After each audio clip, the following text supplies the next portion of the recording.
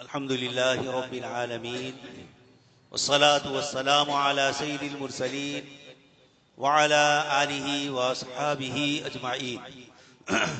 قال الله تبارك وتعالى في الكلام المجيد والفرقان الحميد: أعوذ بالله من الشيطان الرجيم. بسم الله الرحمن الرحيم.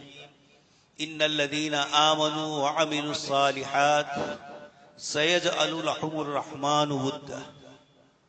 وقال النبي صلى الله عليه وسلم: إذا انسلخ شعبان فلا صوم إلا عن رمضان. صدق الله العظيم وصدق رسوله النبي الكريم ونحن على ذلك لمن الشاهدين والشاكرين والحمد لله رب العالمين. محترم و مکرم حضرات علماء کرام اور ایمان والے بھائیو، اللہ تبارک تعالیٰ کا شکر اور احسان ہے کہ اس نے ہمیں سب سے پہلے وجود بخشا، اس کائنات میں ہمیں پیدا فرمایا اور پھر ایمانی زندگی اللہ پاک نے عطا فرمائی. آپ کے سامنے جو آیت پڑھی اس میں اللہ پاک ارشاد فرماتے ہیں: ان الذین آمنوا وعملوا الصالحات، جو لوگ ایمان لائے اور اچھے اعمال کیے، سیجعل لهم الرحمن ودا، اللہ تبارک تعالیٰ ان کے لیے محبت رکھ دیں گے. اللہ اپنی محبت تو ہے ہی اور اس محبت کو تقسیم کریں گے بندوں کے درمیان. سیجعل لهم الرحمن ودا، یہ اللہ پاک کی طرف سے جناب نبی اکرم صلی اللہ علیہ وسلم کی امت کو خوشخبری سنائی جا رہی ہے کہ ایمان اور اعمال صالحہ، جس میں اعمال صالحہ میں سب سے پہلے عقائد آئیں گے، پھر اس کے بعد عبادتیں آئیں گی، اخلاق آئیں گے، سماجی زندگی اور سوشل زندگی کے جو مسائل ہے وہ آئیں گے، اور اسی طریقے سے اقتصادیات، معاشی اکنامک کے جو مسائل ہے، تجارت اور لین دین اور خرید و فروخت کے، اللہ تبارک تعالیٰ نے جناب نبی اکرم صلی اللہ علیہ وسلم کے ذریعے اس دین کو مکمل فرمایا. تو اعمال بھی اس طرح کے رکھے جو دوسری امتوں کے مقابلے میں جس کی فضیلتیں اور جن اعمال پر اللہ پاک نے محبت کے وعدے فرمائے، یہ اللہ پاک کی طرف سے عطا کیے جائیں. ہم اور آپ جس مہینے سے گزر رہے ہیں، شعبان المعظم، گزشتہ جمعہ کو خطبے میں قاری صاحب دامت برکاتہم نے ایک روایت ذکر فرمائی تھی اور محدثین نے بھی اس کو ذکر فرمایا کہ اللہ تبارک تعالیٰ نے شعبان نام رکھا گیا ہے اس کا عربوں کے یہاں. تو شعب کہا جاتا ہے کسی چیز کی شاخ کو، جیسے درخت ہوتا ہے اس کی الگ الگ شاخیں ہوتی ہے، برانچیں ہوتی ہے. یہی حال اللہ کے رسول صلی اللہ علیہ وسلم نے شعبان کے مہینے کے سلسلے کی جو فضیلتیں ذکر فرمائی، اس کی بنیاد پر شعبان کے سلسلے میں ذکر کیا گیا کہ اس مہینے میں اعمال مختلف قسم کے الگ الگ اعمال کا صدور ہوگا. اسی کو امام ترمذی رحمۃ اللہ علیہ نے ترمذی شریف میں ذکر کیا کہ اللہ تبارک تعالیٰ کے نزدیک رمضان المبارک کے مہینے میں روزہ نہ رکھنا یہ کفر اور شرک تک تو نہیں پہنچاتا، لیکن روزوں کا انکار اگر کوئی کرے تو آدمی کفر تک پہنچ جاتا.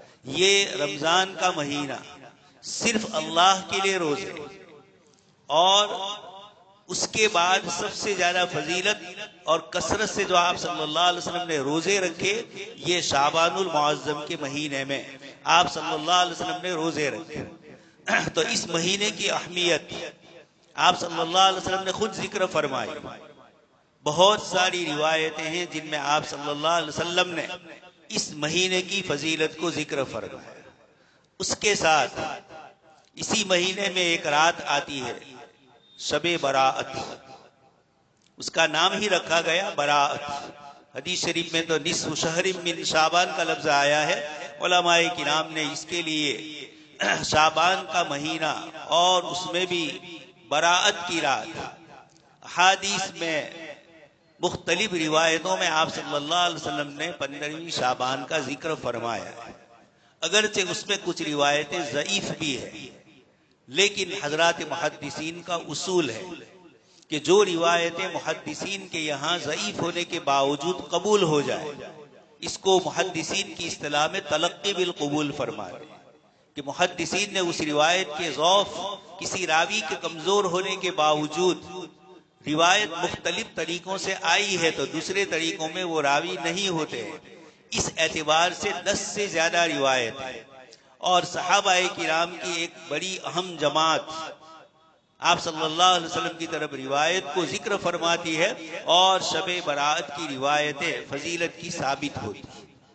امت میں اس شب برات کے سلسلے میں لوگ یا تو افراد کا شکار ہے یا تفرید کا شکار ہے۔ افراد کا مطلب یہ ہوتا ہے کہ اس کو اتنی اہمیت دی جائے کہ گویا فرض اور واجب کا درجہ اس کا ہو جائے۔ آپ صلی اللہ علیہ وسلم نے جن روایتوں میں جن الفاظ کے ٹیمپریچر کے ساتھ جو کلمات ذکر فرمائے، حضرات محدثین اور ائمہ مجتہدین جو اسلامک لو کے ماہرین تھے، ان ائمہ نے ان روایتوں کے مجموعے سے یہ ثابت کیا، اور فتاوی عالمگیری میں، فتاوی ہندیہ جس کو بولتے ہیں، سلطان اورنگزیب عالمگیر رحمۃ اللہ علیہ کے حکم پر محدثین اور فقہا کی ایک جماعت نے اس کو ترتیب دیا۔ اس میں فرمایا افضلیت اور برکت والی جو راتیں ہیں ان کو گنوایا، تو اس میں انہوں نے شب برات کا بھی ذکر فرمایا۔ تو کچھ لوگ وہ ہیں جنہوں نے شب برات کا بالکل، یعنی اس رات عبادت کا یا فضیلت کا بالکل انکار کر دیا۔ یہ بھی صحیح نہیں ہے۔ ہمارے یہاں ایک جماعت غیر مقلدین حضرات کی ہے جو اپنے آپ کو اہل حدیث کہتے ہیں۔ ان کے بڑے عالم ہیں جنہوں نے حدیث شریف کی کتابیں اور ان کی تشریح کی، شیخ علامہ عبد الرحمن مبارک، انہوں نے ترمذی شریف کی شرح لکھی اور اس کے اندر یہ کہا کہ جو لوگ شب برات کی روایتوں کا بالکل انکار کرتے ہیں یہ صحیح نہیں، اس لیے کہ مختلف روایتیں مختلف طریق سے مختلف صحابہ سے ثابت ہوئی، اس کا مجموعہ یہ بتلاتا ہے کہ نفس سے اس دن کی فضیلت ثابت ہے۔ تو کچھ حضرات تو وہ ہے جو بالکل اس کی فضیلت کا انکار کرتے ہیں، لیکن انہی کے امام اس کا انکار کرتے ہوئے فرماتے ہیں کہ شب برات کی نفس فضیلت ثابت ہے۔ اس کے علاوہ ایک اور جماعت وہ ہے جنہوں نے، بہت سے حضرات وہ ہے جو کبھی جمعہ میں بھی حاضر نہیں ہوئے، لیکن 14ویں شعبان کی عصر کی نماز سے لے کر شاید عشاء تک فجر بھی غائب ہو جائے، اتنا اہتمام اور اتنی کچھ ایسی چیزیں اپنی طرف سے ایجاد کر دی ہے جہاں آپ صلی اللہ علیہ وسلم سے کوئی چیز ثابت نہیں ہے۔ تو ایک طرف اس رات کو فرض اور واجب کے درجے میں عبادت کے لیے اتار دیا، اسی طریقے سے بالکل یا اس رات کا انکار کرنا، یہ دونوں الگ الگ راستے ہیں۔ اہل سنت والجماعت کے نزدیک یہ ان راتوں کی عبادت، خاص کر کے شعبان کی 15ویں رات، اس کی جو فضیلت ہے نفس فضیلت ثابت ہے۔ رہا مسئلہ قبرستان میں جانے کا، آپ صلی اللہ علیہ وسلم اپنی پوری زندگی میں ایک مرتبہ تشریف لے گئے، اس کی عام دوسری روایتوں میں فضیلت بتلائی گئی کہ اپنے مردوں کی قبرستان کی زیارت کرو، زورو، تاکہ اس کی وجہ سے حازم اللذات تمہیں یاد آئے، موت کا احساس تمہارے پاس، لیکن اس کو بھی واجب اور فرض کے درجے میں اتار دیا جائے، یہ صحیح نہیں ہے۔ یہ دونوں چیزیں ہیں، اس کے بیچ میں اس رات کی فضیلت ہے۔ پچھلی امتوں کی عمریں بہت زیادہ تھی، تو آپ صلی اللہ علیہ وسلم کے صحابہ کرام نے ان کی عمریں، ان کی عبادتوں اور ان کی ریاضتوں کا ذکر سنا، تو آپ صلی اللہ علیہ وسلم سے انہوں نے کہا، تو اللہ پاک کی طرف سے لیلۃ القدر جو 1000 مہینوں سے افضل قرآن نے فرمایا، وہ اللہ پاک کی طرف سے عنایت ہوئی، اور یہ ایک اللہ پاک کی طرف سے تھوڑے وقت کی عبادت بہت بڑے ثواب کا باعث بنا دی۔ یہ آپ صلی اللہ علیہ وسلم کی شفاعت سے اور صحابہ کرام کی درخواست سے اللہ پاک کی طرف سے شب قدر کی یہ فضیلت بتلائی۔ قرآن کریم میں سورہ دخان میں اللہ پاک نے اس ایک مسئلہ ذکر فرمایا ہے، فیہا یفرق کل امر، پہلے تو یہ فرمایا انا انزلناہ فی لیلۃ مبارکۃ، ہم نے قرآن کریم کو برکت والی رات میں نازل فرمایا۔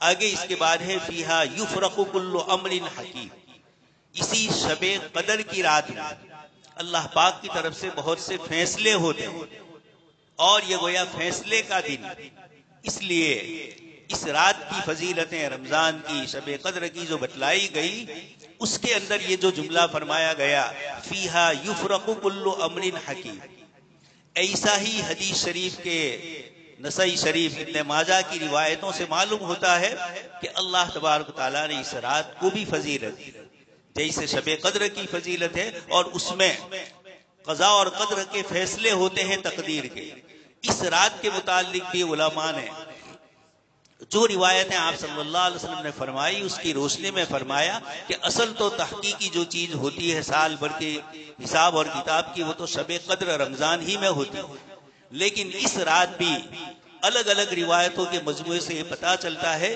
کہ کچھ فیصلے اس رات کے ساتھ بھی رکھے گئے۔ یہ ساری باتیں میں آپ کے سامنے کتاب و سنت کی صحیح روشنی میں ذکر کرتا ہوں۔ لوگوں نے اپنی طرف سے اس میں جو چیزیں بڑھا دی، یہ جناب نبی اکرم صلی اللہ علیہ وسلم سے ثابت نہیں۔ آپ صلی اللہ علیہ وسلم روزے رکھتے تھے اور شعبان میں کثرت سے روزے رکھتے تھے، لیکن پچھلی امتوں میں ایسا ہوا کہ عبادت میں کچھ چیزیں اپنی طرف سے لوگوں نے بڑھا دی، 30 دن کے روزے ہوں اس کے اوپر کچھ اضافہ کر دیں، پچھلی امتوں نے ایسا کیا، اس لیے اس امت کو رمضان کا مہینہ عطا فرمایا گیا اور رمضان سے 1-2 دن پہلے روزے رکھنے سے منع فرمایا، اور بھی وجوہات ہیں انسانی طبیعت اور صحت کا لحاظ کرتے ہوئے، لیکن پہلے 15 دن ہے آپ صلی اللہ علیہ وسلم اس میں کثرت سے روزے رکھتے ہیں۔ تو یہ راتیں اللہ پاک کی طرف سے جو دی جاتی ہے، اصل اس کے پیچھے جو منشا ہوتا ہے، جو آیت میں نے آپ کے سامنے پڑھی ان الذین آمنوا وعملوا الصالحات، ایمان اور اعمال صالحہ کی بنیاد پر سیجعل لهم الرحمن ودا، اللہ پاک کی محبت، اس کی معرفت اور اس سے تعلق نصیب ہوتا ہے، اور سب سے بڑی چیز توبہ اور استغفار کی توفیق ہوتی ہے۔ اللہ تبارک تعالیٰ نے سورہ توبہ نازل فرمائی، صحابہ کرام نے جو غزوہ تبوک میں پیچھے رہ گئے تھے، بار بار آ کر آپ صلی اللہ علیہ وسلم سے اپنے گناہوں کی اقرار کرتے ہوئے معافی مانگی۔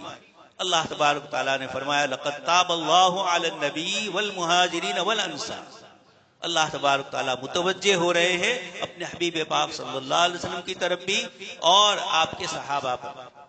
یہ توجہ اللہ تبارک تعالیٰ کی جو نصیب ہوتی ہے، انسانی نفس کو جب روکا جاتا ہے کچھ چیزوں سے تو اس میں انابت اور اللہ پاک کی طرف رجوع کی کیفیت پیدا ہوتی ہے۔ اسی بنیاد پر یہ مختلف راتیں، مختلف ایام اور ان کی فضیلتیں احادیث مبارکہ میں آئی ہے، یہ نفل کا درجہ سمجھا جائے، لیکن پوری زندگی توبہ اور استغفار کا طریقہ ہمیں بتلایا گیا۔ سیدنا آدم علیہ السلام سے بھول ہوئی، نسی آدم فنسی ذریتہ، ان کی اولاد سے بھی بھول ہوتی ہے۔ ربنا لا تؤاخذنا ان نسینا او اخطانا، دعا سکھلائی گئی کہ اگر ہم کوئی چیز بھول جائیں، عبادت کی یا معاملات کی چیز جس پر اللہ پاک کا کوئی حکم ہے، اگر ہم بھول جائیں یا خطا کر لیں، خطا میں کام یاد رہتا ہے لیکن تھوڑا اپنی طرف سے، جیسے آپ سمجھ لیجئے رمضان میں دن میں کوئی آدمی بھول سے کھا لے، اس کو کہا جاتا ہے نسیان۔ تو لا تؤاخذنا ان نسینا، ہم بھول جائیں کسی عبادت کو، آپ صلی اللہ علیہ وسلم نے حدیث شریف میں ارشاد فرمایا کہ اگر کوئی آدمی رات کو سویا ہو اور فجر ہو گئی تو اب اس نماز کو پڑھ لے، یا تو ادا وقت ہے تو ادا میں یا پھر قضا میں۔ آپ صلی اللہ علیہ وسلم نے یہ فرما کر ہمیں اشارے فرمائے کہ یہ عبادتیں اللہ تبارک تعالیٰ کی طرف سے کیا شان رکھتی ہیں۔ تو اس بنیاد کے اوپر نسیان کہا جاتا ہے کسی عمل کو یاد ہی نہ آیا، اسی لیے نیند میں بھی آپ نے فرمایا۔ اس کے مقابلے میں خطا ہے، خطا میں آدمی کو وہ عبادت یاد رہتی ہے لیکن بھول کر جاتا ہے، اس کو خطا سے تعبیر کیا۔ آیت کریمہ میں حضرت آدم علیہ السلام کی جو دعائیں ہیں اس میں بھی اور اس دعا میں بھی ربنا لا تؤاخذنا ان نسینا او اخطانا، اور آگے فرمایا ربنا ولا تحمل علینا اصرا کما حملته علی الذین من قبلنا، ہم سے پہلی امتوں نے مذہبی اعتبار سے یا اپنی طرف سے گر کر ان عبادتوں میں جو انہوں نے اپنے آپ کو مشقت میں ڈالا، ہم دعا کریں اللہ پاک سے لا تحمل علینا اصرا لا تحملنا ما لا طاقت لنا، جس کی ہمیں طاقت نہیں ہے اس کو آپ ہمارے اوپر لا تؤاخذنا، نہ ہو تو اس سے پکڑ نہ فرمائے۔ ان نسینا واخطأنا ربنا ولا تحمل علینا اصرا کما حملتہ. پچھلی امتوں پر جو عبادتوں میں تھوڑی کچھ اس امت کے حساب سے سختی زیادتی تھی، بنی اسرائیل پر کچھ مسائل تھے لیکن وہ بھی شریعت تھی. اس لیے ہماری دعاؤں میں یہ فرمایا گیا اللہ پاک کو توبہ اور انابت سب سے زیادہ پسندیدہ ہے. حدیث شریف میں آتا ہے کہ آپ صلی اللہ علیہ وسلم نے مثال دی کہ ایک آدمی ریگستان اور جنگل میں سفر کر رہا ہے، اپنے ساتھ ایک سواری لے کر جا رہا ہے. اس سواری پر کھانا پینا اور سفر کی سہولیات ملتی ہے تو سارا اپنا زندگی کا سامان لے کر جنگل میں سفر کرتا ہے. اتفاق سے اس کی سواری گم ہو جاتی ہے یا تو سویا ہوا ہو. حضور مثال دے کر فرماتے ہیں آپ صلی اللہ علیہ وسلم کہ کسی طریقے سے اس کی سواری چلی جائے، اسی پر کھانا پینا زندگی کی ضروریات یہ سب چیزیں وابستہ. اب یہ تلاش کر رہا ہے جنگل میں، ادھر ادھر جا رہا ہے لیکن سواری مل نہیں رہی. ایک دو روز ہو گئے، اس کے دل میں یہ خیال آیا کہ اب تو جنگل ریگستان جیسا علاقہ ہے، مجھے اب یہی مرنا ہے. ایک درخت کے نیچے تھک گیا تو آرام کرنے کے لیے سو گیا. آنکھ کھلی تو دیکھا کہ سامنے اس کی سواری موجود. حدیث شریف میں آپ صلی اللہ علیہ وسلم نے فرمایا کہ جب وہ اپنی سواری دیکھتا ہے تو زندگی مل گئی اس کو نہیں. اس بنیاد پر اس کی زبان سے غلطی سے ایک چیز نکل جاتی ہے اللہ تبارک و تعالیٰ سے کہ آپ میرے رب ہے اور میں آپ کا بندہ ہوں، یہ بولنا چاہیے، لیکن بھول سے بول رہا ہے انا رب، میں رب. یہ خوشی کے مارے یہ جملہ بول رہا ہے اس لیے کہ زندگی مل گئی. اللہ کے رسول صلی اللہ علیہ وسلم فرماتے ہیں کہ اللہ تبارک تعالیٰ اس سوار کا اپنی سواری دیکھ کر زندگی کا اطمینان ہو کر خوشی کے مارے جو الفاظ بولنے چاہیے وہ بدل گئے. تو اللہ تبارک تعالیٰ اپنے بندوں پر جس وقت وہ توبہ کرتے ہیں اپنے گناہوں سے، للہ افرح بتوبۃ العبد. حدیث شریف میں آگے آپ صلی اللہ علیہ وسلم فرماتے ہیں اللہ پاک اپنے بندے پر، اس بندے کی جس کی سواری گم ہو گئی اور مل جانے پر خوشی ہوئی، اللہ پاک اپنے بندوں کی توبہ اور انابت پر اس سے زیادہ خوش ہو. حالانکہ اللہ تبارک تعالیٰ کو ایک نظام اور ایک نصاب انبیاء کرام علیہ السلام کے ذریعے بتلایا، نیکی اور برائی کو کھول کر بتلا دیا، حلال اور حرام کو واضح کر دیا. اب ضرورت نہیں ہے، احکام کے اصول اور ضابطے جنت اور جہنم کا نظام بتلا دیا. لیکن ولا یرضی لعبادہ الکفر، اللہ پاک اپنے بندوں کے لیے کفر کو، ناشکریوں کو اللہ پاک پسند نہیں فرماتے. اس لیے ہدایت کے راستوں میں امت محمدیہ کو یہ بھی بتلایا کہ یہ اس طرح کے ایام آتے ہیں، تھوڑے تھوڑے دن پر اپنے گناہوں کی طرف متوجہ کروایا جا رہا ہے تاکہ توبہ اور انابت کی توفیق نصیب. حضرت مجدد الفسانی رحمۃ اللہ علیہ کے ایک مرید اور بعد میں خلیفہ بھی ہوئے، ان سے حضرت خواجہ مجدد الفسانی رحمۃ اللہ علیہ نے، وہ آئے بڑی عمر کے تھے، میر نعمان، آ کر کہا کہ حضرت بڑھاپا آ گیا لیکن گناہ چھوٹتے نہیں، کہیں نہ کہیں گناہوں میں لگ جاتا ہوں. یہ انہوں نے کہا. مجدد صاحب رحمۃ اللہ علیہ نے اس کے جواب میں فرمایا کہ اللہ پاک کبھی کبھار کسی بندے پر مصیبت ڈالتا ہے اور یا کوئی گناہ بندہ کر لیتا ہے اور ندامت اور احساس اس کو ہوتا ہے. حدیث شریف میں آپ صلی اللہ علیہ وسلم نے فرمایا الاسم ما حاک فی صدرک. صحابی نے پوچھا گناہ کس کو کہتے ہیں؟ آپ صلی اللہ علیہ وسلم نے فرمایا گناہ وہ ہے جو تیرے دل میں خطک محسوس کرتا ہے. اندر ایمان ہے، گناہ ہو جاتا ہے، بھول سے خطا سے عمدن بھی ہو جاتا ہے، لیکن اس کو راستہ بتلایا لقد تاب اللہ علی النبی. اسی طرح وعلی الثلاثۃ الذین خلفوا حتی اذا ضاقت علیہم الارض. یہ صحابہ کرام جن کا معاملہ توبہ کا مؤخر کیا گیا اور پھر اللہ پاک کی طرف سے ان کی توبہ قبول کی گئی. ضاقت علیہم الارض بما رحبت وظنوا انہم، وہ خود یقین کر چکے ہیں. ایسے موقع پر اللہ تبارک تعالیٰ معاف فرما دیتے ہیں اور بندے سے کبھی کوئی گناہ ہو جاتا ہے، کرنا نہیں ہے، ہو جاتا ہے، اللہ تبارک تعالیٰ اس بہانے اس کو توبہ اور استغفار کی توفیق دیتے ہیں.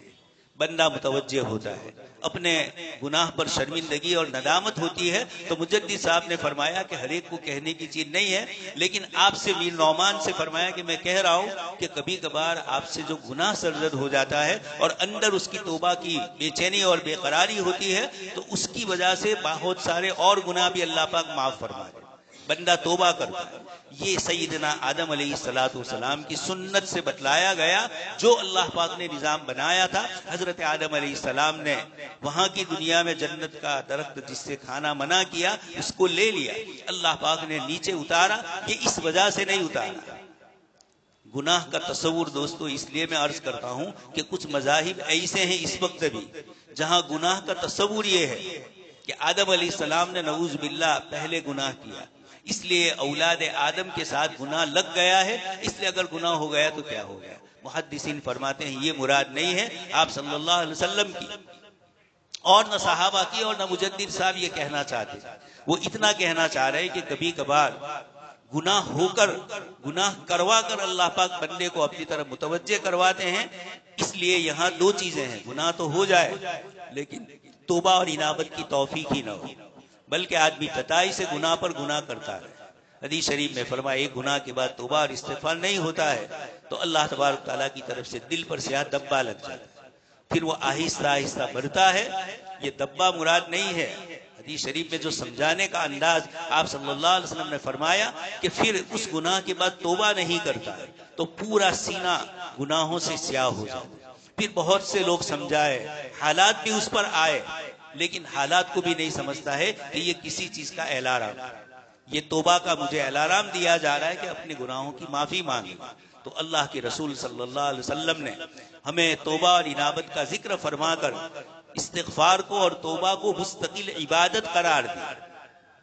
آپ صلی اللہ علیہ وسلم کے متعلق خود حدیث شریف میں آتا ہے دن میں 70 سے زیادہ مرتبہ آپ استغفار فرماتے ہیں، اور ایک روایت میں ہے 100 مرتبہ آپ صلی اللہ علیہ وسلم ایک دن میں استغفار فرماتے، جبکہ اللہ پاک کی طرف سے اعلان ہو چکا تھا کہ ہم نے آپ کے سارے ما تقدم من ذنبک وما تأخر، سب کچھ ہم نے معاف کر دیا۔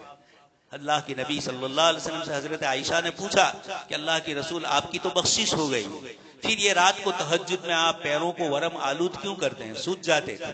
اللہ کے نبی صلی اللہ علیہ وسلم نے فرمایا افلا اکون عبدا شکورا، اے عائشہ میں شکر گزار بندہ نہ بنوں؟ جس بنیاد پر اللہ پاک نے مجھے نعمتیں دی ہے اس کا شکریہ ادا کروں گا، لئن شکرتم لازیدنکم۔ اللہ پاک فرماتے ہیں ہم زیادہ کرتے ہیں۔ اس لیے توبہ اور انابت یہ دن آتے ہیں اور ہمیں اللہ پاک کی طرف متوجہ کرنے کے لیے آتے ہیں، اس لیے یہ دن اور آگے اس کے بعد رمضان کا آ رہا ہے۔ لیکن اسلامی شریعت میں دنوں کی کوئی ایک مخصوص قسم کی عبادت کہ فلانے دن یہ عبادت کی جائے، فلانے دن یہ کی جائے، نوافل اور مستحبات جو ہوتے ہیں اللہ پاک کی طرف سے اس میں بندوں کو سہولت اور آسانی ملتی ہے۔ اب ہم اپنی طرف سے کہ فلانی رکعت میں یہ سورت، فلانی میں یہ، یا اتنی رکعتیں مغرب بعد، فلانی چیز، یہ حدیث شریف سے ثابت نہیں ہے۔ نفس سے عبادت کرنا ثابت ہے۔ یہ اللہ کے رسول صلی اللہ علیہ وسلم کا احسان ہے کہ ان راتوں میں ہمیں عبادتوں میں نوافل کی طرف متوجہ، کوئی چیز فرض نہیں فرماتے، اور وہ ہے جو آیت میں نے آپ کے سامنے پڑھی، سیجعل لهم الرحمن ودا۔ اللہ تبارک تعالیٰ سے جو محبت ہوتی ہے، ایمان اور اعمال صالحہ یہ ذریعہ بنتے ہیں اللہ پاک کی محبت کا۔ اس لیے ان عبادتوں کو ذکر کیا، توبہ اور استغفار کو بار بار ذکر فرمایا، اور ہمیں متوجہ کیا کہ کسی طریقے سے اللہ پاک کی طرف توجہ دلانے کے لیے راتیں آتی ہے، دن آتے ہیں۔ رات کا مسئلہ عبادت خداوندی میں بہت اہمیت رکھتا ہے، اسی لیے جنت والوں کے اعمال اور ان کی صفات اور جنت میں ملنے والے انعامات کا جہاں قرآن کریم نے ذکر فرمایا، وہاں رات کو اٹھ کر عبادت کرنے والوں کے متعلق فرمایا تتجافا جنوبهم عن المضاجع يدعون ربهم خوفا وطمعا ومما رزقناهم ينفقون۔ جن لوگوں کے یہ پہلو زمین سے الگ ہو جاتے ہیں، مراد رات کو اٹھ کر عبادت میں مشغول ہوتے ہیں، بسترا چھوڑ دیتے ہیں، فلا تعلم نفس ما اخفی لهم من قرۃ اعین۔ اللہ پاک فرماتے ہیں کہ جو لوگ رات کو اٹھ کر عبادتیں کرتے ہیں وہ یہ نہ سمجھے کہ نعوذ باللہ رات کو اٹھنے کی وجہ سے آنکھوں میں کمزوری آ جائے گی، نیند باقی رہے گی اور آدمی دن بھر کام نہیں کر سکتا۔ شیطان یہ وسوسے ڈالتا ہے۔ اللہ پاک نے تہجد ہی کے لیے فرمایا کہ اللہ تبارک تعالی ان کو قرۃ اعین، جنت میں جو نعمتیں دیں گے ان سے ان کی آنکھیں ٹھنڈی ہو جائیں گی۔ آپ صلی اللہ علیہ وسلم پر حکم نازل ہوا قم اللیل الا قلیلا، رات کو اٹھیے. آپ صلی اللہ علیہ وسلم کے لیے تو تہجد واجب تھی، اس لیے الگ الگ چیزیں آپ کے لیے ذکر فرمائی. لیکن سورہ مزمل کے دوسرے رکوع میں فرمایا علم ان سیکون منکم مرضی وآخرون یضربون فی الارض یبتغون من فضل اللہ، کہ کچھ لوگ وہ بھی ہیں اللہ تبارک تعالیٰ ان کو جانتے ہیں کہ یہ کمزور ہے، رات کو اٹھنا ان کے لیے بھاری پڑتا ہے. اسی طریقے سے ان کو کوئی اور روزی روزگار کے اندر بیداری کرنی پڑتی ہے، مشقتیں اٹھانی پڑتی ہے، تو اس کی بنیاد پر اللہ تبارک تعالیٰ نے امت سے اس واجب کو ہٹا لیا، تہجد کو، اور نفل کی شکل میں کر دیا. اس لیے دوستو اور بزرگوں، آج کل تو ہمارا نوجوان دیر رات سے سوتا ہے اور دن میں 10-11 بجے کے بعد اٹھتا ہے. یہ راتوں کی عبادت ہے. ان ناشئۃ اللیل ہی اشد وطئا واقوم قیلا، کہ رات کی عبادتیں ناشئۃ اللیل ہی اشد. انسان ہر چیز سے، سوچ و فکر سے تھوڑا دور ہو جاتا ہے، دن بھر کی مشغولیت سے اب فراغت ملتی ہے. اس بنیاد پر انسان رات کے وقت میں عبادت میں اس کو جی لگتا ہے. اور فجر کی نماز کے لیے بھی فرمایا ان قرآن الفجر کان مشہودا، وہاں بھی اشارے فرمائے تہجد کی طرف اور راتوں کی عبادت کی طرف. اس آیت کریمہ میں فرمایا ان کے آنکھوں کو ٹھنڈک ملے گی. ما قرۃ اعین، جو اللہ پاک نے نعمتیں رکھی ہے وہ نعمتیں اتنی ملے گی کہ آنکھوں کو ٹھنڈک ملے گی. یہاں آنکھوں کو تکلیف پہنچائی تو مکافات عمل وہاں جنت کے اندر ان کی آنکھیں ٹھنڈک والی ہوگی، آنکھ کو بھی ٹھنڈک جسمانی بھی، اور ایسی نعمتیں ملے گی جن سے آنکھوں کو ٹھنڈک ملے. یہی آنکھوں کی ٹھنڈک اللہ تبارک تعالیٰ نے فرمایا ربنا ہب لنا من ازواجنا وذریاتنا قرۃ اعین، آپ ہمیں اور ہمارے بچوں کو، ہماری بیویوں کو، ان سب کے لیے دعا فرمائی گئی کہ ان کو متقی اور پرہیزگار بنائیے اور ان کو مجھے متقیوں کا سردار بنائیے. مفسرین فرماتے ہیں کہ یہ جو فرمایا آگے وَجْعَلْنَا لِلْمُتَّقِينَ إِمَامًا، یہ خود باپ کو، ماں کو، گھر کے بڑے ذمہ دار ہے، وہ خود بھی عبادت کرے اور ان کو بھی کرے، اور بچوں کی کسی تکلیف سے، کسی پریشانی سے ماں باپ کو تکلیف ہوتی ہے، اس لیے دعا میں فرمایا قرۃ اعین. اور یہ قرۃ اعین نماز کے ذریعے حاصل ہوتی ہے. گزشتہ جمعہ کو آپ کو کہہ چکا ہوں میں 3 انعامات اللہ پاک نے دیے ہیں. ان میں سے ایک بڑا انعام معراج میں آپ صلی اللہ علیہ وسلم کے ذریعے نماز کو ہمارے اوپر فرض کیا گیا، شرک سے روکا گیا. میری امت میں سے جو کوئی بھی اللہ کے ساتھ شرک کرے گا تو اس کے لیے ان راتوں میں اور اس قسم کی جو فضیلتیں اللہ کے رسول صلی اللہ علیہ وسلم نے فرمائی، وہاں معراج کے سفر میں بھی فرمایا گیا کہ اللہ پاک کے ساتھ شرک نہ کیا جائے. اور ابھی جو میں نے آیتیں پڑھی خواتیم سورۃ البقرہ، سورہ بقرہ کی یہ آخری آیتیں دی، ہمیں عبادت بھی بتلائی اور مانگنے کا سلیقہ بھی بتلایا. بندے اگر مانگنے جائے تو غلط چیزیں مانگ سکتے، شان حق سبحانہ تعالیٰ میں بے ادبی ہو سکتی ہے. تو اللہ پاک نے فضل اور کرم فرمایا کہ قرآن کریم میں اور آپ صلی اللہ علیہ وسلم کی زبان مبارک سے دعائیں بتلا کر ہم کو متوجہ کیا. ہر دعا کو جب آپ پڑھیں گے تو پتہ چلے گا وہ ہمیں آخرت کی طرف متوجہ کر رہی ہے. آپ سواری پر سوار ہو رہے ہیں اور آپ پڑھ رہے ہیں سبحان الذی سخر لنا، اللہ پاک نے اس پیٹرول اور ڈیزل سے چلنے والی گاڑی کو میرے تابع کیا، جانوروں کو میرے تابع کیا. یہ سبحان اس کی ذات بے عیب ہے. اور سخر لنا ھذا وما كنا له مقرنین، ہم اس کو نہیں پکڑ سکتے تھے، کنٹرول میں نہیں لا سکتے تھے، اللہ پاک ہی لائے. وَإِنَّا إِلَىٰ رَبِّنَا، فوراً اس کے بعد فرمایا اور ہمیں بھی اپنے رب کے پاس جانا ہے. کوئی چیز گم ہو گئی فوراً فرمایا اِنَّا لِلَّهِ وَإِنَّا إِلَيْهِ راجعون، یہ بھی فانی ہے میں بھی فانی ہوں، آج یہ گئی کل میری باری آنے والی، اس لیے انا للہ و انا الیہ راجعون. اس لیے آپ صلی اللہ علیہ وسلم کی یہ دعائیں جو آپ نے سورہ بقرہ کے اخیر میں معراج کے سفر میں پہنچائی اور نماز کا تحفہ لے کر آئے، اللہ تبارک تعالی ہمیں آنے والے دنوں میں بھی اور رمضان المبارک کے مہینے میں بھی اللہ پاک عبادتوں کی توفیق نصیب فرمائے. اور ادھر ادھر کی شب گزاری جو ہمارے نوجوانوں میں کثرت سے اس وقت پائی جائے، گھر کے سماجی مسائل بھی پیچیدہ ہو رہے ہیں، شوہر جلدی گھر نہیں آ رہا ہے، نوی نویلی دلہنیں ہوتی ہے اور وہ شکایت کرتی ہے. یہ اسلامی معاشرہ اور سماج کی یہ چیزیں. آپ رات کو بیدار کیوں رہ رہے ہیں؟ رات کی بیداری تو اس کے لیے ان ناشئۃ اللیل ہی اشد وطا، اللہ کی طرف متوجہ ہونے کے لیے.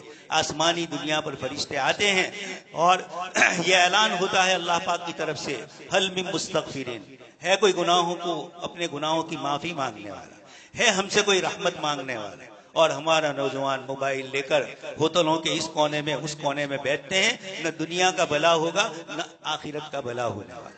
حضرت عمر رضی اللہ تعالیٰ عنہ کوڑا لے کر پھرتے تھے، جو کوئی کام نہ کرے ان کو کوڑا لگا، اس لیے کہ یہ سماج کا دشمن بننے والا ہے. سماج میں یہ برائیاں پیدا نورا ہے، کوئی کام نہیں کر رہا ہے تو کیا کرے گا؟ غیبتیں، چگلیاں، کسی پر تہمت، کسی کا مذاق، کسی کو اڑایا جائے. اور پھر صبح میں حضرت آرام سے اٹھتے ہیں تو کیا کاروبار کرو گے؟ اسکول اور کالج پڑھ رہے ہو، سائنس کا سبجیکٹ ہے تو آپ کیا کر سکتے ہیں؟ ایسے مشکل چیزیں امتوں کے اندر یہ امت میں آ گئی ہے. یہ دن ہمیں ان اوقات کی قدر کرنے کی طرف اشارہ کر رہے. اللہ پاک سے دعا ہے کہ اللہ تبارک تعالیٰ کہی سنی باتوں پر ہم سب کو عمل کرنے کی توفیق نصیب فرمائے. آمین. وآخر دعوانا